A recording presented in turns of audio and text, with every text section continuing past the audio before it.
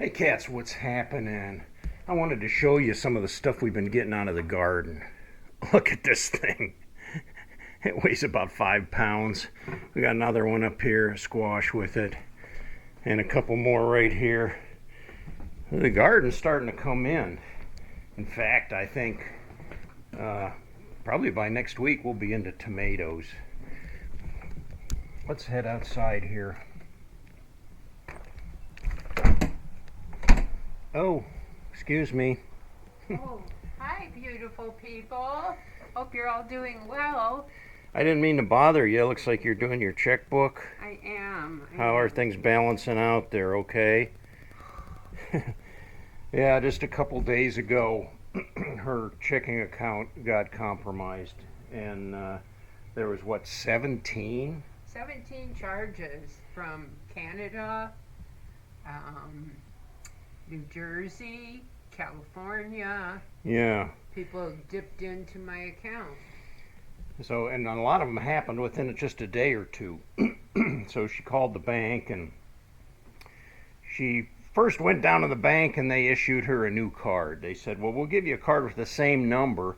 We're just going to, yeah, it'll be a different expiration date and a different code on the back. So they did that and they got her a new card. Well, then these other credits kept coming onto her account.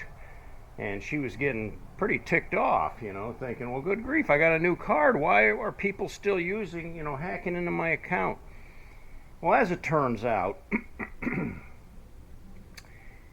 a while back, she got me a card associated to her account. And I keep it in my wallet. I never use it, but she said, if something ever happens, you'll have a card that you can access our funds that are in her account. Well, that's the card that got hacked, not her card, the card that I had in my wallet. So they went ahead and blocked that right away. Yeah, because they said the activity was suspicious. Mm-hmm.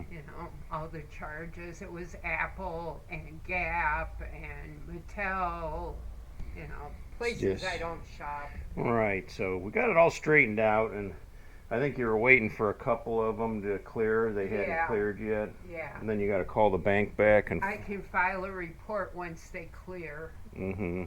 But supposedly they're working on getting me my money back. I haven't seen it yet, so. What a hassle, though. My poor wife was so upset, so Yeah. distraught. It's like somebody just reached in your pocket or your purse and took your money. Mm-hmm. Yeah, that's terrible. Well, hopefully we got all that straightened out. I hope Well, so. I don't want to bother you anymore. I know you're busy there.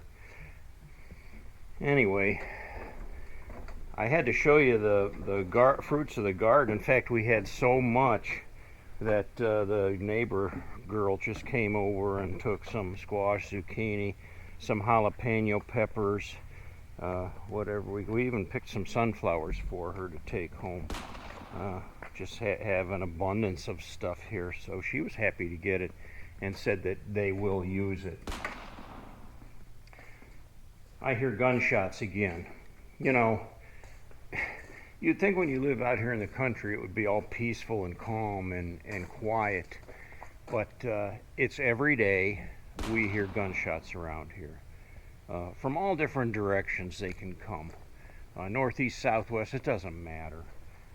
It was a few years back, the neighbor right next door to us here, apparently their son, the kid, had gone to the gun show. Now we have a gun show over at the fairgrounds. I think they have it at least once a month. I've been to it a couple times and I won't go again. It's just a madhouse. It's so crowded there. You're like elbowing through people. I mean, I could, walk up to a counter to look at a gun and be standing like this close looking at something and have somebody like push me out of the way because I stood there for 30 seconds too long. Well, if that isn't annoying enough, this kid next door, I guess, went to the gun show and bought himself a 9mm handgun. Well, he was all excited to shoot the darn thing, and little did I know, how much danger we were. I came home on a motorcycle. I came up the driveway, parked the bike in the garage. I was taking my gear off, and my wife's up on the front porch here. She yells, she goes, "Be careful, the guy next door's shooting at us." I go, "Shooting at us? What are you talking about?" So I walk out here, and I'm standing like right about here, and their house is just kind of behind the trees there. And I hear pow, but I hear the bullet going right through the trees. Pow, pow. You could hear the bullets whistling through the trees and hitting the leaves. I yelled over there, "Hey, stop shooting! You're shooting at us." "Sorry." Yeah. Now, I could have called the police on him, but being that he's our next door neighbor, we don't start a war or anything, but I think he learned a hard lesson. Had I called the police on him, it would have been very serious charges on him. They would have confiscated his gun, and it wouldn't make for a healthy neighbor relationship. I know he could have killed somebody shooting over this way, and it was very serious, but it never happened again, and I doubt it would never happen again. I think he learned a very hard lesson. I think what he did is he came home, and he was so excited to shoot the gun, he stuck a paper plate up on a tree, without even thinking, just started shooting, and his bullets that missed were coming all the way through the trees here, and could have been something serious. Out here in the country, you hear all kinds of gunfire, and I am familiar with it enough that I can tell when it's a handgun, a 9mm, a 22, even a shotgun. You can designate the different sounds that weapons make. A lot of times we'll even hear and nothing real close to our vicinity, but further away you can hear like fully automatic weapons just rat-a-tat-a-tat-a-tat-a-tat. Like they pull the trigger and it's like a machine gun. Pow! Yeah. Another story that happened here locally, it wasn't any of our neighbors, but it was in our county here. There was a couple of dingleberries that went to the gun show, and they each bought an AR-15, an assault rifle. And they took them home. They were so excited to shoot them, and they stood in the backyard and they just started shooting at I don't know what they were shooting at. They put pop bottles up on a fence or something. Little did they know their bullets were traveling over a mile and slamming into this lady's house. It was an elderly woman, and she called the police. Well, the police got there, and sure enough, there was bullet holes going all the way through her wall into her living room. They kind of looked and followed the trajectory, and they said, well, it looks like they're coming from, that way. So they went to the other side of the block, and sure enough, they found these two cats with their ARs, and it wasn't good for them. Confiscated their weapons and took away their license, and they were unable to buy another gun. I don't know, how long a period they're unable to buy a weapon. It was pretty serious, so they don't play any games with that.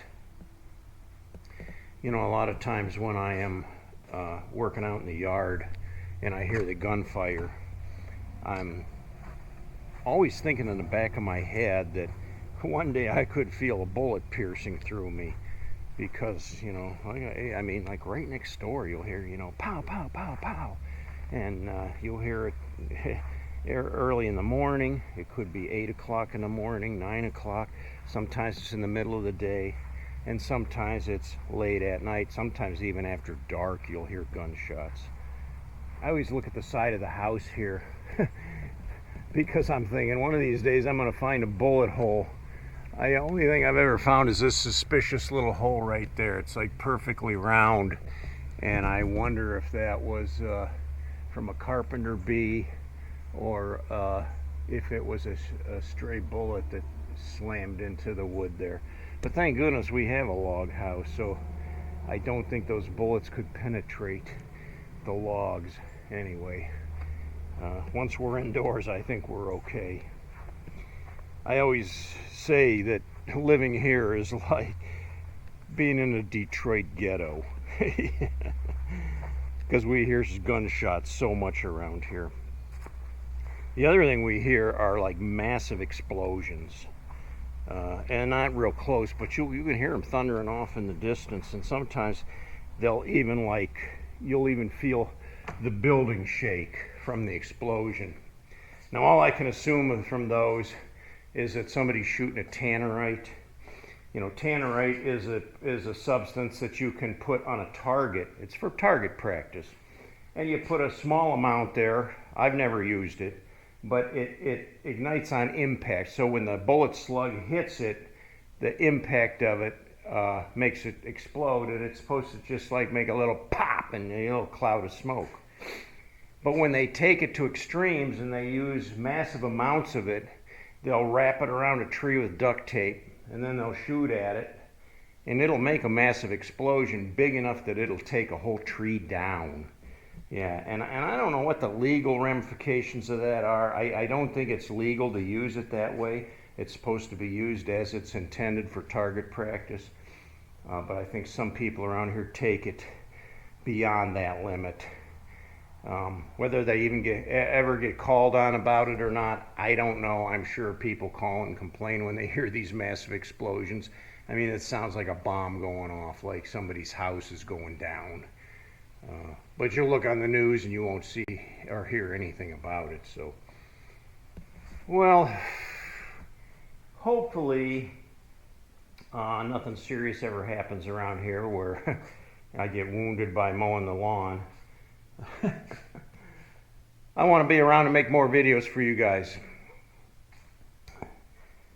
Anyway, thanks for watching. Give us a thumbs up. If you haven't yet, just go ahead and subscribe. We'd love to have you on the channel with us. Thanks for watching. We appreciate all your support too. Till next time, guys, take it easy.